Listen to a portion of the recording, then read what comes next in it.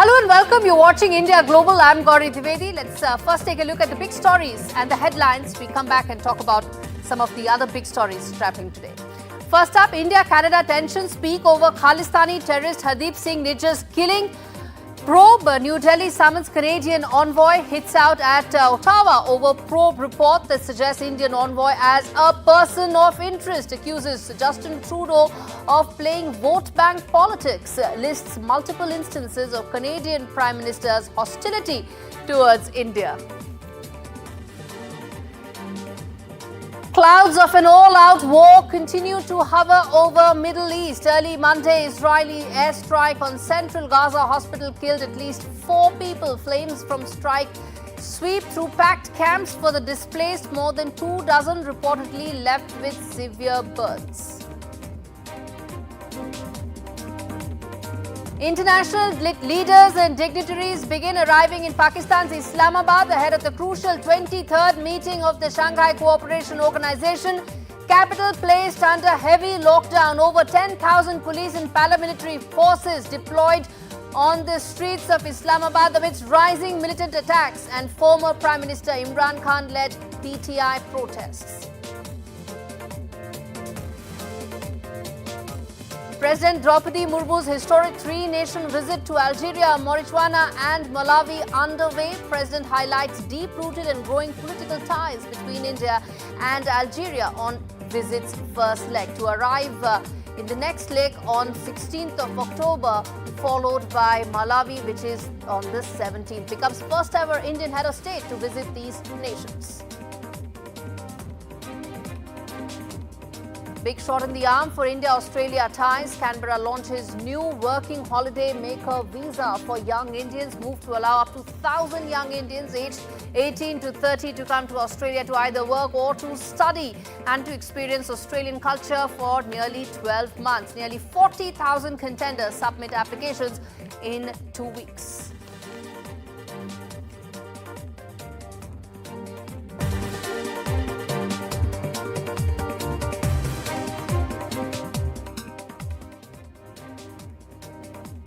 All right, our first big debate on India Global, fresh escalation coming in the India-Canada ties. New Delhi has now summoned the Canadian envoy. Earlier in the day, India issued a sharp rebuttal to Canada, rejecting the allegations of its High Commissioner being a person of interest in a murder investigation, describing them as preposterous. The Ministry of External Affairs revealed that Canada has named the Indian High Commissioner Sanjay Kumar Verma as a person of interest in its investigation into Nijjar's death. Hitting back, India accused Canada of maligning its officials without any evidence, using preposterous claims to justify its failure to curb Khalistani extremism on its soil. The latest exchange comes after a brief encounter that took place between Prime Minister Modi and Justin Trudeau on the sidelines of the ASEAN summit. My colleague Aishwarya joins me for the very latest to tell as far as what's happening right now. Aishwarya, you are standing at South Block. The Canadian envoy has been summoned in the wake of escalating tensions between India and Canada. Well, certainly what we are learning is that in a short while from now, it would be the charge.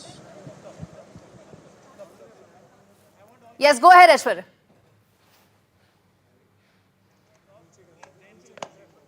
Well, there's a protocol, and I'll just speak in another 2 minutes. As far as the South Block is concerned, it would be the charge d'affaires of the Canadian who would be coming at the South Block, because he has been summoned after those claims that had been made by the Justin Trudeau government. We've been told that in a short while from now he'll be arriving over here, and tough questions being asked by the Indian government.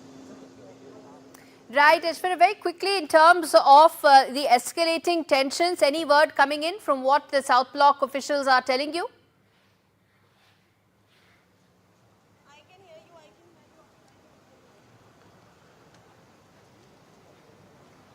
Well, we are still waiting for the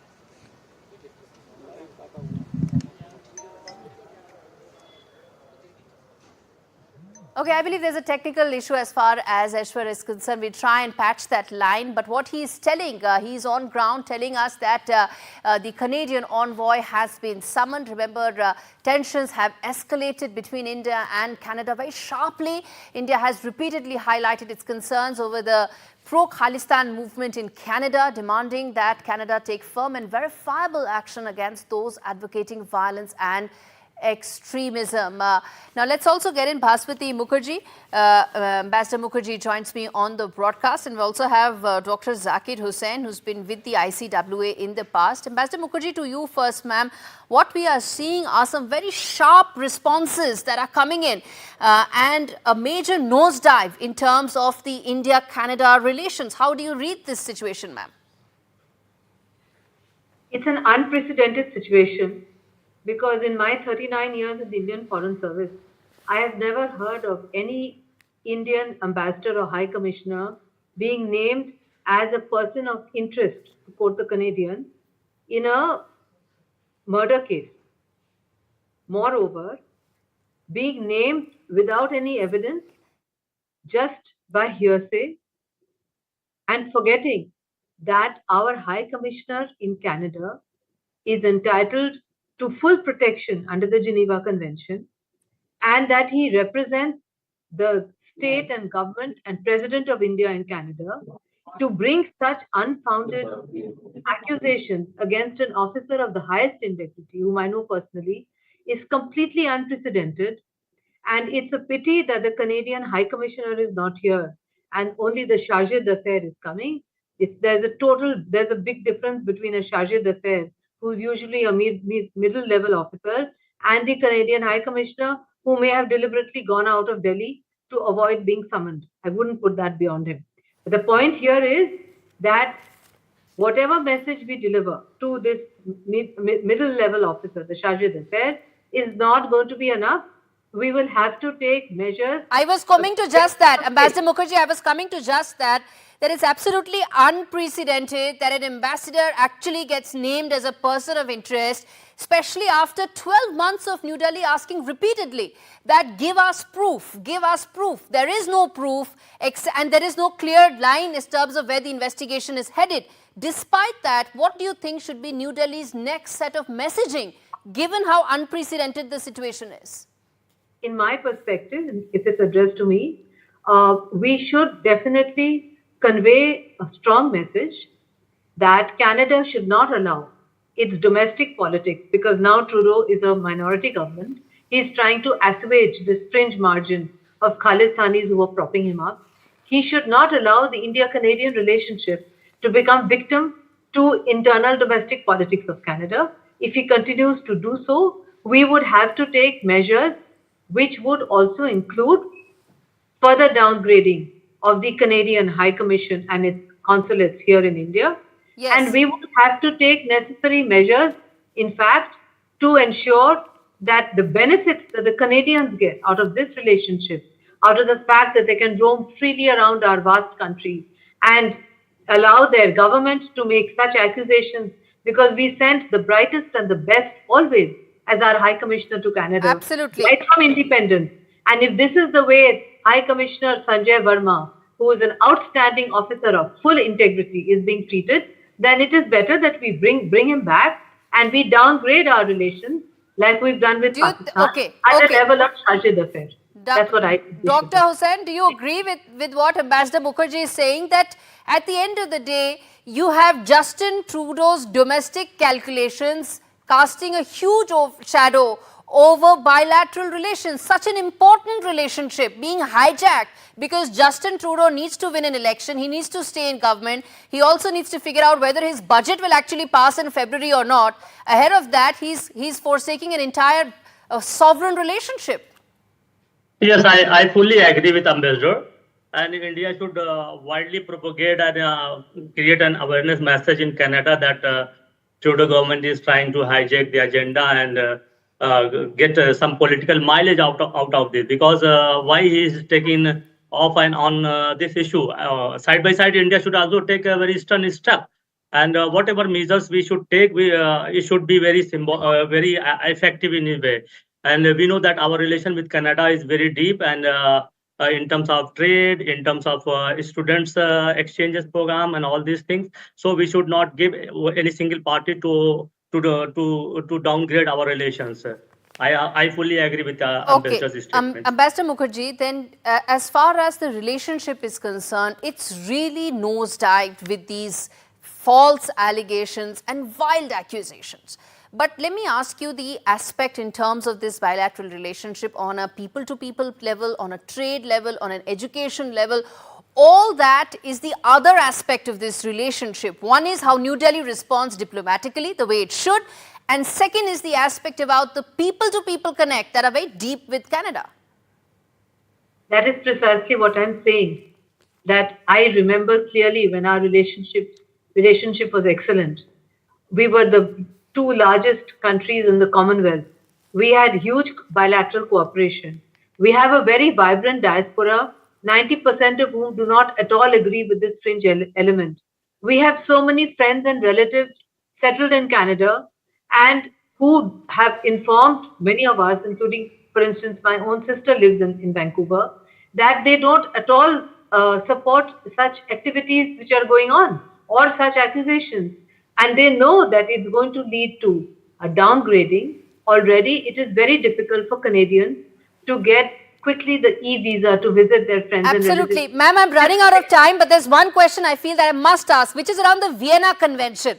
The fact that there are death threats that are being issued to the Indian diplomatic community, the fact that there are such wild accusations being made against our ambassador.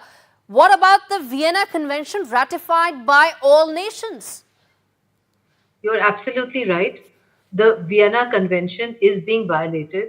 We are very unsure whether our diplomats are safe and secure. And under such circumstances, can you imagine that if we downgrade, would any outstanding officer from the Indian Foreign Service volunteer to go to Canada? I doubt it. Earlier, it used to be a prized posting. Now I'm informed that it is more unpopular among our foreign service cadres than going to Islamabad. Islamabad is more popular than going to Canada as a posting. That speaks volumes. How the ties have fallen. And also how dangerous it may be for an Indian diplomat in Canada. I'm completely out of time, but Ambassador Mukherjee, Dr. Hussain, thank you so much for speaking to me on India Global. This is a story that we're going to keep coming back to simply because what Canada has done, this isn't the last of it. We're going to hear a lot more and India Global will keep debating that. Right now, it's time for a very short break. We come back and talk more about the India-Pakistan relationship. With no thaw expected, what is likely at the SCO? We come back and talk more.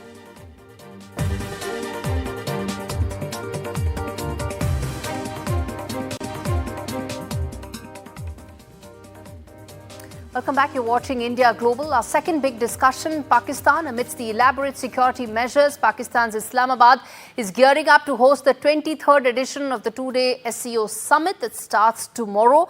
Foreign delegations have started arriving, and this year's event is being held under the shadow of increased terror attacks that have taken place across Pakistan, coupled with the continued protests by jailed former Prime Minister Imran Khan's party PTI. To prevent any untoward incidents from happening, over 10,000 people have in fact been deployed in Islamabad. The capital has essentially now been completely locked down. Pakistan is expected to use the summit as a means to reassure China as well, which has stopped investing further given the repeated terror attacks that have taken place. More importantly, its nationals have become prime targets in the attacks that have taken place. It has happened in parts of Balochistan and several other areas as well. Remains to be seen that what all can Pakistan achieve out of the SCO summit. But most importantly, as Dr. Jaishankar heads to Pakistan, the first in almost nearly a decade for an Indian leader, what all can India expect? The backdrop of this conversation is the internal turmoil that Pakistan is seeing. The backdrop of this meeting is the continued terror attacks that are being sponsored, funded by Pakistan. And lastly, the backdrop of this is the fact that India prioritizes SCO over the SAARC summit and the SAARC grouping, which Pakistan has been vociferously talking about. Let's get in Tara Karta and Meher Tarar to talk more about this. We've got an all-women panel to talk about India-Pakistan relationship at a time when they are in cold storage in the deep freeze, rather, Meher. And standing here in New Delhi, I do not see that changing at all. I think that there is going to be no thaw, more so since both sides said that they are not interested in any bilateral dialogue whatsoever.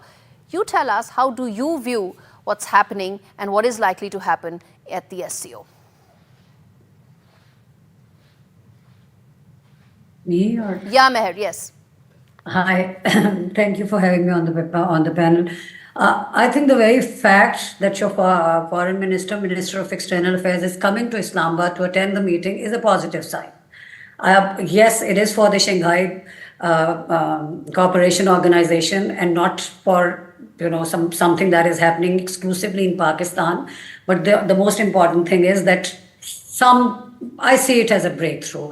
The last visit was by the late Sushma Swaraj. Sushma Swaraj Saiba in 2015, December 15. She was there for the Heart of Asia Conference for Afghanistan. And incidentally, I remember seeing this photograph of Nawaz Sharif and Prime Minister Nawaz Sharif at that time and Prime Minister Narendra Modi. And there was this heading, this was reported by BBC, that Narendra Modi said that he would be visiting Islamabad the next year. That was 2016. Unfortunately, that never happened. So this is the fact that this is a second-tier meeting in which your foreign minister will be in attendance to present his India's agenda for SCO. But the fact that your prime minister is not attending the meeting is noticeable to some people. But what has to be remembered is that since 2017, since India became part of the SCO, yes, Indian Prime Minister has not once participated in any of the conferences. So I, as a Pakistani, don't take this as a diplomatic or any other kind of snub by Indian Prime Minister. Even if there is no bilateral talk, even if they are not going to be talking on the side, our foreign minister and your Minister of External Affairs or our prime minister or your so there will be no, still see it as a positive development. Right, there is no bilateral, but probably not even a pull aside, Tara Kartha. You know, a lot has been talked about a pull aside. Will give Prime Minister Modi will in fact ensure that Dr. Jaishankar is more careful, given the fact that he had a pull aside with Canadian Prime Minister and it led to so much of uproar. So maybe there will not be any pull aside either. But the fact is, with India, Pakistan, you never know. And I think that is what it ends up being, isn't it? I think, yeah, that's true. Because, at this kind of things, you never ever say it publicly. You're not going to say that, we're going to talk quietly or we're going to have a quiet chat. It's never done. It's all done on the spur of the moment. PM, by the way, Modi, our Prime Minister, did chair the virtual meeting of the head council meeting, which is the larger body. He did chair it. So there is an interest in the SCO itself, which is what Jaishankar said. I'm going for the SCO meeting, not for a bilateral. But nonetheless, like Meher said, it's a positive sign, notwithstanding the fact that India has given notice to Pakistan on the Indus Water Treaty. You're going to renegotiate it. That is the treaty which has stood the test of time from 1960 onwards, which means it is, there's a lot of stuff going on here. Ideally, if there are talks, I think what the Pakistani side wants is that there should be some resumption in J&K towards statehood, which is going to happen, right? We're going to get a state there. Elections have taken place. All that is there. So if one wanted to, the basis is there for a way forward in terms of talks. Is it going to happen now? Doesn't look like it. Okay, I'm going to take one quick question, Meher, and I want to go back to the Canadian story, viewers, simply because the envoy has come. But very quickly, Meher Tarar, the fact is that Islamabad's preoccupation with its domestic problems and its insistence on 370 could really be the big roadblocks for any progress, now or later. Honestly, Pakistan is so deeply embroiled in its own problems that Kashmir is not really the main topic in Pakistan's, political or social or any other narrative at the moment. Of course, it's always going to be an issue. It is the primary issue. It is the reason why Pakistan and India don't get along, to put it mildly. But as I said, the important thing is that the two sides are meeting, even if it's on a larger platform. It's not a bilateral meeting. It's not a platform where the two countries will be talking to one another exclusively. I still see it as a positive development, because whatever the issue is, if it's Indus water issue, if it's something related to Siachen, if it's even if we go beyond Kashmir or go put Kashmir aside for a moment, there are several other issues which Pakistan and India need to talk about, and the important thing is to see one another, to meet one another, even if it's the fact that it's not happening in China or Indonesia. The fact that it's happening in Islamabad and Dr. Jaishankar is going, that itself is a messaging. Yes, and your Minister of External Affairs is there. He's a career diplomat, and he understands the art of subtle, non-verbal messaging. Thank you so much, ladies. I have to interrupt you there. Viewers, I want to go back to the Canada story. The Canadian envoy, in fact, charged the affairs, has been summoned in South Block, and he has arrived. Let's play some of those visuals, if we can, to our viewers to tell how exactly the latest is happening there as far as Canada is concerned. All right, there you can see, we'll try and get you those latest visuals on your screens right now. That's the visual, charge the affairs of Canada, summoned by South Block. He has now arrived, and those are live visuals that we are getting for you viewers. This, remember, is the single biggest story right now. Canada-India ties seeing through a major one cannot use the word downgrade because it's official, but the fact is that it's going through a very tough period. All right, moving on. President Dwivedi Murmu is in fact now on a historic visit, a three-nation visit to Africa. During her visit to Algeria, she's highlighted the deep-rooted and growing political ties between India and Algeria. President Murmu arrived in the country for the first leg of her week-long three-nation tour in Africa. She's on a visit to three countries, which is the first ever by an Indian head of state to these countries. In fact, as this is part of India's outreach to the region, and speaking at the Indian community reception in Algiers, she emphasized that despite geographical distance, the two nations have maintained a close bond since Algeria's independence. The president held bilateral meetings with her Algerian counterpart amongst several other leaders, and will also be addressing the Algeria-India Economic Forum. All right, with that, it's a wrap. Thanks so much for watching this edition of India Global.